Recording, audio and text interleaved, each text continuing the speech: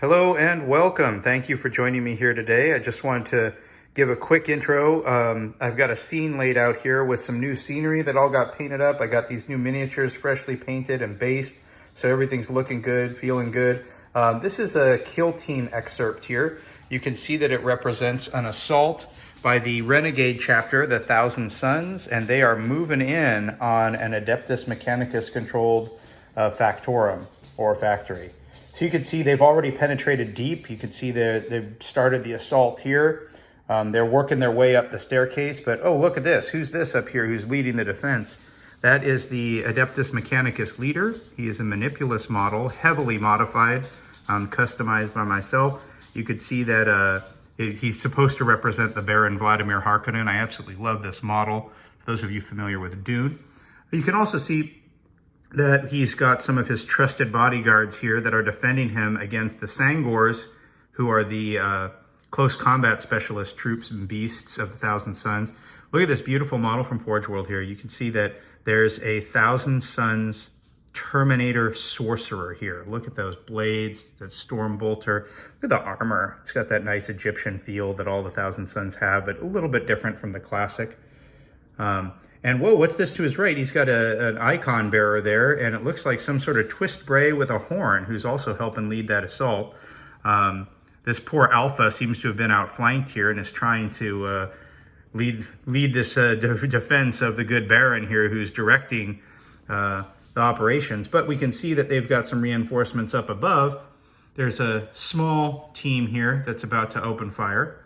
And we can pan down that staircase. Look, they're about to head up with the warp flamer there, and accompanied by some of his twist brays. But if we look a little bit up, the high ground belongs to the Adeptus Mechanicus. There's a firing team here that is getting ready to launch a fuselage onto the twist brays below. But the twist brays have noticed this, and you'll see they're using their somewhat outclassed auto pistols here to try to get some fire up on that team, maybe drive them back a little bit.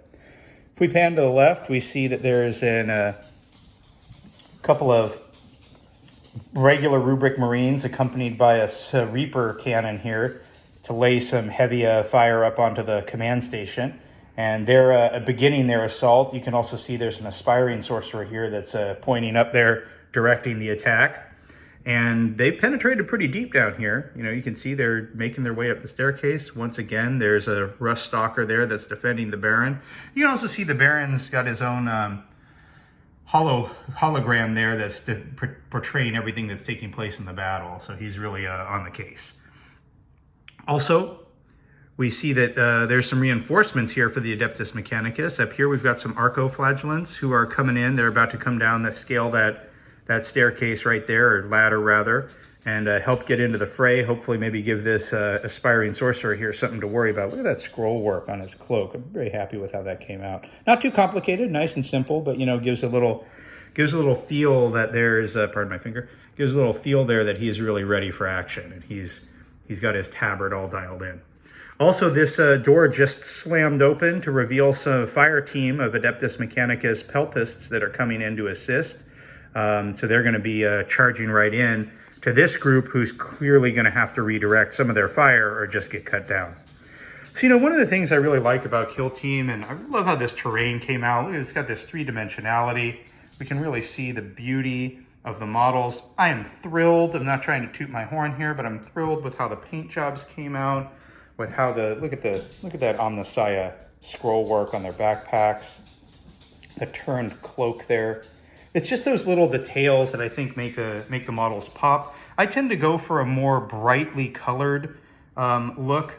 And you can even see the eagle shading there with the hologram.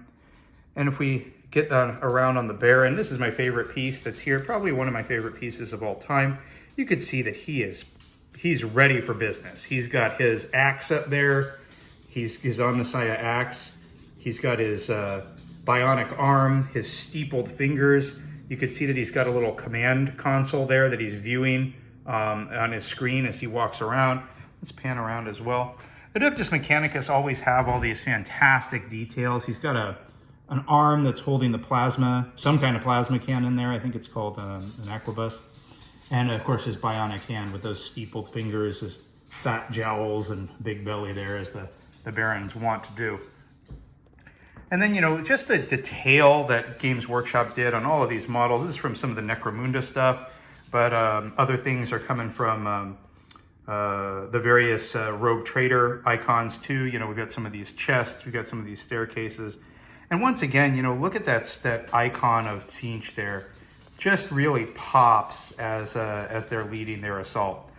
As I mentioned, I really like these vibrant colors. It's not for everybody. Some people really like that grim darkness look where it's not really popping. Everything's kind of muted. Got the firing team up here that's ready to lay some hell down. And look at that the little floating skeleton. I love that grim goth look that GW does so well. But to contrast that, I really like to have vibrant colors, almost cartoony, that really pop. I think it gives the whole field this nice look, those vibrant colors, those clashes.